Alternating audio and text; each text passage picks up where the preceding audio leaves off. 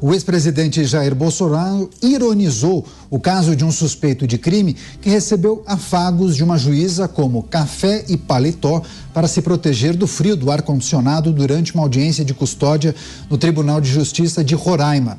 Bolsonaro criticou o episódio e disse, eu vou abrir aspas, exemplos da explosão da violência se dão pela certeza da impunidade, quando criminosos perigosos são soltos, fecho aspas. E a produção separou um trecho desse vídeo para a gente debater com os nossos analistas. Acompanhem. Seu Luan, o senhor tem 20 anos? Isso.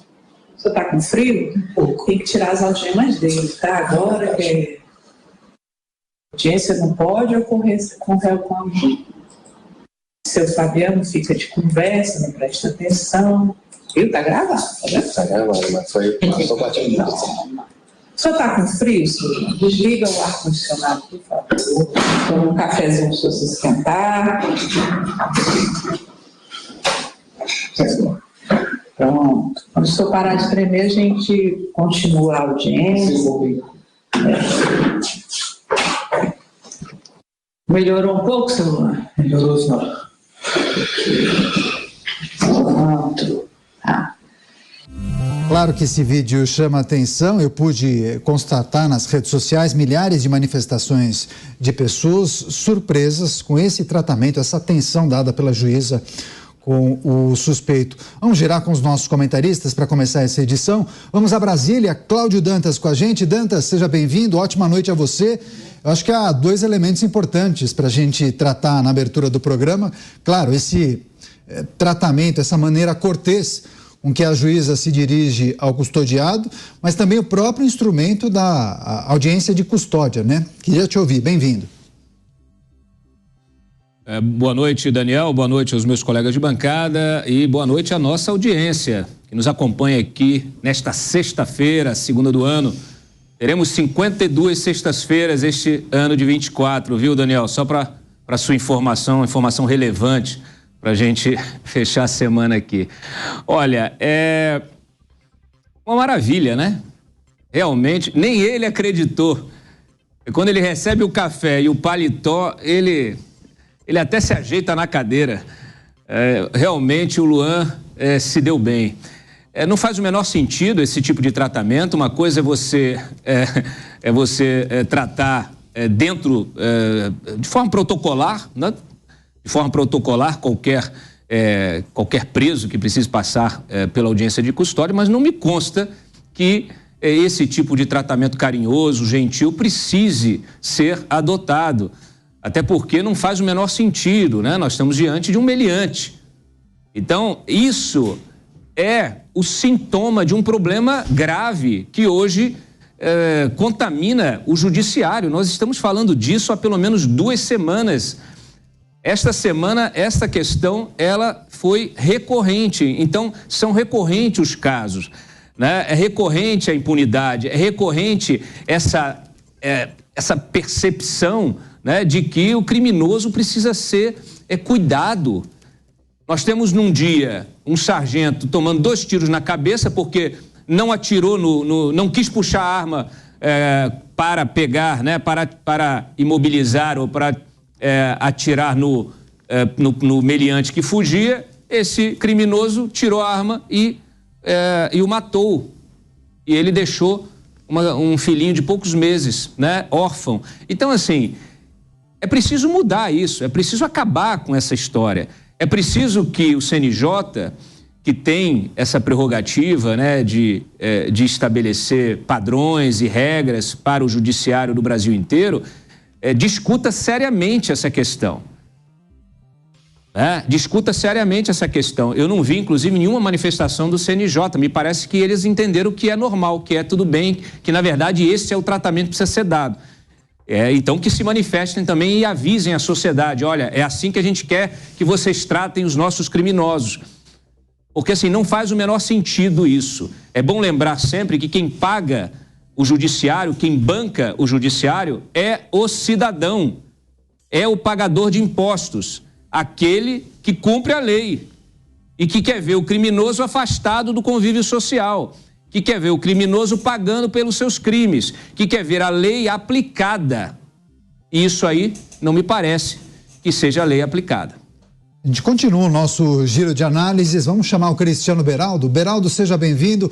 Uma ótima noite a você. Também quero pedir a sua análise e avaliação sobre essa interação da juíza com o custodiado. Ela muito preocupada com esse mal-estar que ele sentia, o fato de ele estar com frio por conta da temperatura do ar-condicionado.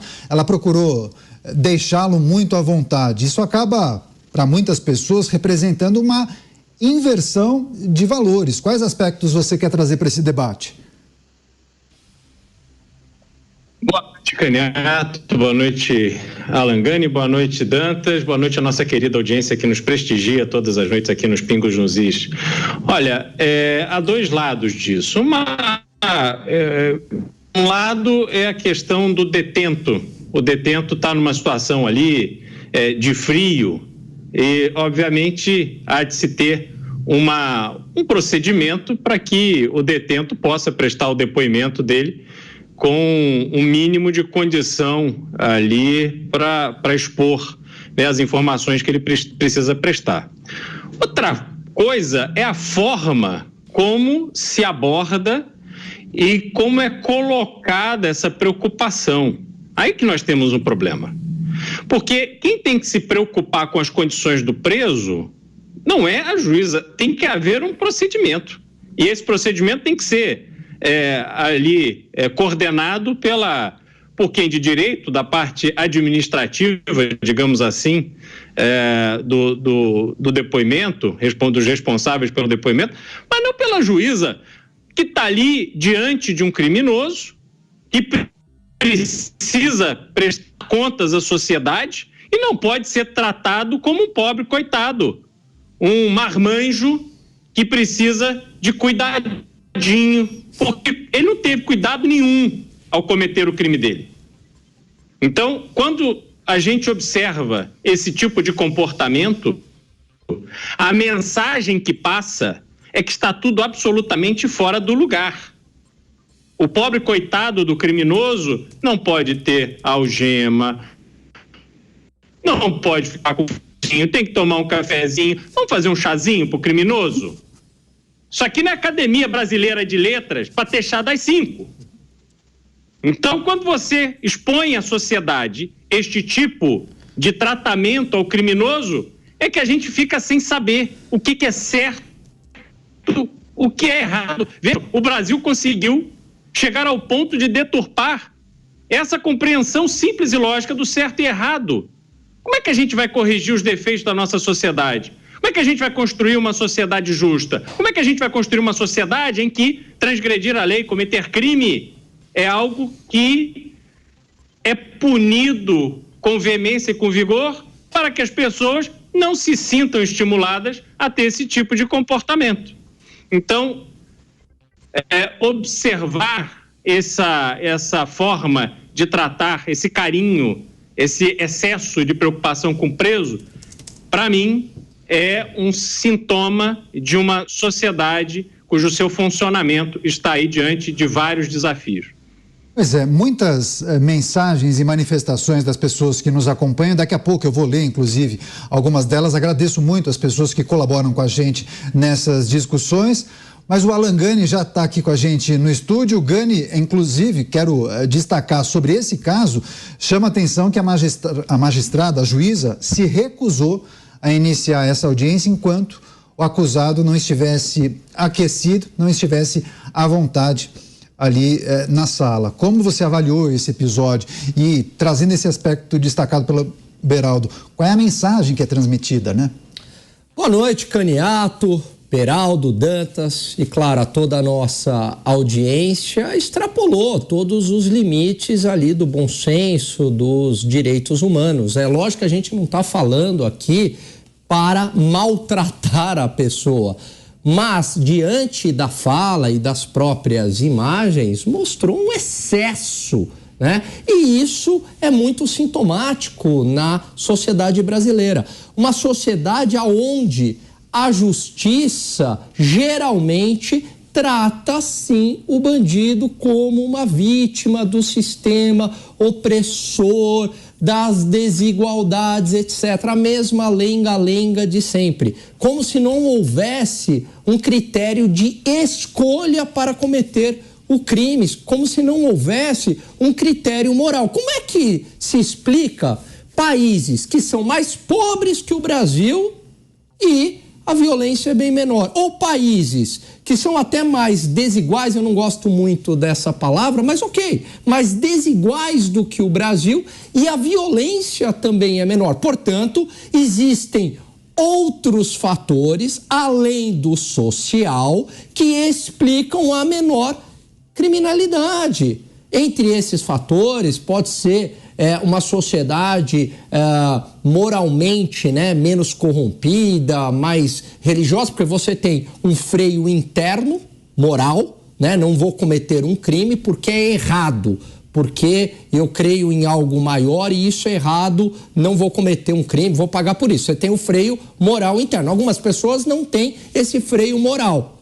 E aí? Aí você precisa do freio da justiça também, né? Que, olha, se você cometer um crime, você vai pagar por esse crime, você vai ficar preso durante muitos anos, né? Você vai perder a sua liberdade, etc. Mas no Brasil, a mensagem é errada, né? Não há só apenas a impunidade, como o criminoso, ele é tratado dessa maneira, com todas as cortesias. E a gente percebe isso também, Caniato, em alguns setores da imprensa. Quando a gente observa algumas manchetes de jornais atenuando o papel, o ato do criminoso, falando assim, o turista é cercado por vulneráveis. Qual é a mensagem que passa numa manchete? Essa ficou famosa, né?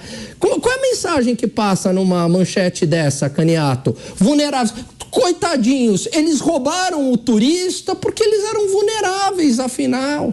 Eles não eram marginais. E isso, eu peguei um exemplo, tem toneladas de exemplos, eu tenho arquivado isso, tem toneladas mostrando essas técnicas de eufemismo. Em vez de bandido, é o suspeito, né? Nunca é o criminoso. Aí quando interessa, aí a pauta identitária entra. Aí fazem questão de pontuar. Então tá tudo errado. Isso é apenas a concretização material de um sistema judiciário e um sistema de valores morais da sociedade brasileira decadente em relação à segurança pública. Muitas manifestações das pessoas aqui que acompanham o programa, Silvia Barata, eu avalio como um tapa na cara da sociedade. Vergonha. Ricardo Souza. Vergonha, o Brasil trata trabalhador que nem bandido e bandido como trabalhador. Ok, Ricardo, mas também não podemos generalizar. Pesca e bike. Será que um cidadão é tratado do mesmo jeito na fila do SUS? Bom, a gente vai continuar o nosso giro de análise, se a direção puder colocar todos na tela, inclusive. Dantas, que outros aspectos, escutando o que disseram Alan Gani e Cristiano Beraldo, você quer complementar nesse debate? Isso me lembrou, inclusive, aquela história do Drauzio Varela abraçando um transexual, uma detenta, né, transexual, que estava condenada por estupro e assassinato de um garoto de 9 anos. Veja, imaginem o impacto que isso tem, né? É o poder da imagem. É o poder da imagem. Não é possível que você substitua o tratamento protocolar e adequado por comodidade e gentileza, né? Por acomodação, gentileza e uma série de... Parece terapia do abraço, né? Como se a terapia do abraço fosse resolver o problema de um criminoso, né? Fosse curar o criminoso. Então é preciso que realmente esse tipo de comportamento, ele sirva à reflexão. O mais curioso é que o CNJ, questionado aqui pelo Estadão, que fez um questionamento sobre que tipo, né, de procedimento se faz nesses casos, o CNJ disse o seguinte: ele disse que tem a resolução que trata dessas audiências, que elas devem ocorrer em condições adequadas, respeitando os princípios dos direitos humanos. Então, é bom que isso fique claro. Uma coisa é a audiência adequada, protocolar, adequada, né? O sujeito senta, presta o esclarecimento dele, fala sobre a prisão, o que já é, na minha opinião, uma coisa que já vai para além da compreensão, mas tudo bem, vamos lá. A audiência de custódia serve a isso, serve para ele dizer, né, se houve abuso policial ou não, enfim, é o criminoso, é a versão do criminoso que prevalece ali. Outra coisa é você servir café, tá preocupada se o criminoso está com frio, se não está com frio. Eu não consigo realmente entender esse tipo de privilégio, de tratamento privilegiado. Não faz o menor sentido e envia um recado muito ruim para a sociedade. E eu reparei, Daniel, só para fechar, reparei em como essa notícia ela foi reverberada nos principais sites de notícia e outros veículos. Dizendo o seguinte, que este vídeo tinha causado a revolta de bolsonaristas nas redes. Olha só como se faz uma narrativa tosca, né? Manipulando e polarizando como se a indignação ela não fosse da sociedade. Como se a indignação não fosse do pagador de impostos. Não, a indignação é do militante. Do lado direito do espectro político. Não. A indignação, vocês podem ver aqui no chat, a indignação é geral. Qualquer cidadão pagador de impostos, que cumpre a lei, né, que se esforça ali para fazer, para levar o seu ganha-pão todo dia, para alimentar sua família, que trabalha honestamente, qualquer um desses ficou indignado com essa imagem. Então, isso não é guerra política, gente. Vamos parar com esse negócio. Isso aí é uma questão de entender o que é certo e o que é errado. Ou tem lei contra o criminoso e ela é aplicada, ou é terapia do abraço.